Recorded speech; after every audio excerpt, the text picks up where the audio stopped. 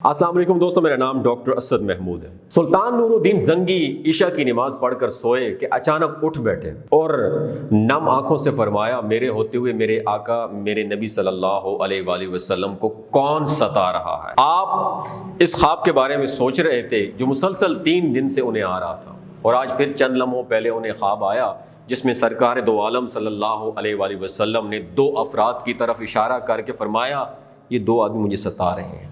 اب سلطان کو قرار کہاں تھا؟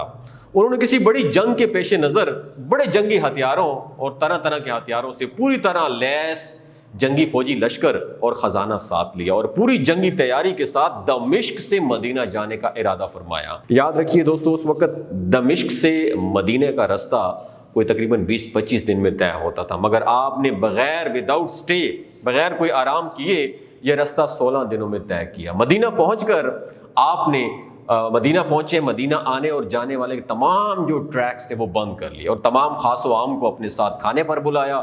اب لوگ جوک در جوک آ جا رہے تھے، آپ ہر چہرہ دیکھتے مگر آپ کو وہ چہرہ نظر نہ آیا، وہ بلکہ 2 چہرے نظر نہ آئے۔ اب سلطان کو فکر لاحق ہوئی اور آپ نے مدینہ کے حاکم سے فرمایا کہ کیا کوئی ایسا ہے جو اس دعوت میں شریک نہیں ہے؟ جواب ملا کہ مدینے میں رہنے والوں میں سے تو کوئی نہیں ہے مگر 2 مغربی زائرین ہیں جو روضہ رسول کے قریب ایک مکان میں رہتے ہیں، تمام دن عبادت کرتے ہیں اور شام کو جنت البقیع میں لوگوں کو پانی پلاتے ہیں، جو عرصہ دراز سے مدینہ میں مقیم ہے۔ سلطان نے ان سے ملنے کی خواہش ظاہر کی۔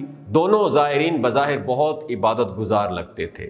ان کے گھر میں تھا ہی کیا، کچھ بھی نہیں تھا، ایک چٹائی تھی اور 2-4 ضرورت کی اشیاء تھی۔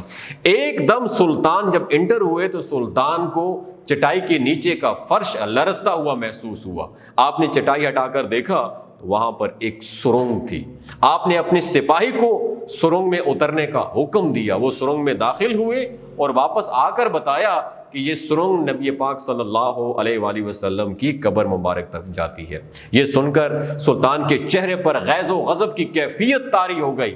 آپ نے دونوں زائرین سے پوچھا کہ سچ بتاؤ تم کون ہو؟ حیل و حجت کے بعد انہوں نے بتایا کہ وہ نصرانی ہیں اور اپنی قوم کی طرف سے تمہارے پیغمبر کے جسم اقدس کو چوری کرنے پر ڈیٹیل کیے گئے ہیں۔ سلطان یہ سن کر رونے لگے۔ اس وقت ان دونوں کی گردنیں تن سے جدا کر دی، اڑا دی گئیں۔ سلطان روتے جاتے اور فرماتے جاتے کہ میرا نصیب دیکھو تو صحیح کہ پوری دنیا میں اس خدمت کے لیے اس غلام کو چنا گیا۔ اس ناپاک سازش کے بعد ضروری تھا کہ ایسی تمام سازشوں کا ہمیشہ کے لیے خاتمہ کیا جائے۔ سلطان نے معمار بلائے اور قبر اقدس کے چاروں طرف خندق کھودنے کا آرڈر پاس کر دیا، یہاں تک کہ انہوں نے کہا کہ اتنی خندق کھودو کہ نیچے سے پانی نکل آئے۔ سلطان کے حکم سے اس خندق میں سیسا پگھلایا ہوا سیسا جو ہے نا وہ بھر دیا گیا۔ دوستو، سلطان نور الدین زنگی سرنگ میں جاتے جاتے قبر مبارک پر پہنچے تو رسول اللہ صلی اللہ علیہ وآلہ وسلم کے پاؤں مبارک کے تلوے نظر آ رہے تھے۔ ان کو بوسہ دے کر سرنگ بند کرنے کا حکم دیا۔ نور الدین زنگی دنیا کے دوسرے خوش نصیب آدمی تھے جنہوں نے قدم مبارک کے تلووں کو بوسہ دیا۔ اس سے پہلے ایک صحابی رسول صلی اللہ علیہ وآلہ وسلم یہ سعادت حاصل کر چکے تھے۔ سبحان اللہ سبحان اللہ۔ آپ نے اس ویڈیو سننے کے بعد ایک مرتبہ درود شریف ضرور پڑھنا ہے۔ اگر آپ کو یہ ویڈیو اچھی لگی دوسروں کے ساتھ ضرور شیئر کیجیے گا۔ اپنا اور اپنے ساتھ جڑے رشتوں کا خیال رکھیے۔ بہت شکریہ۔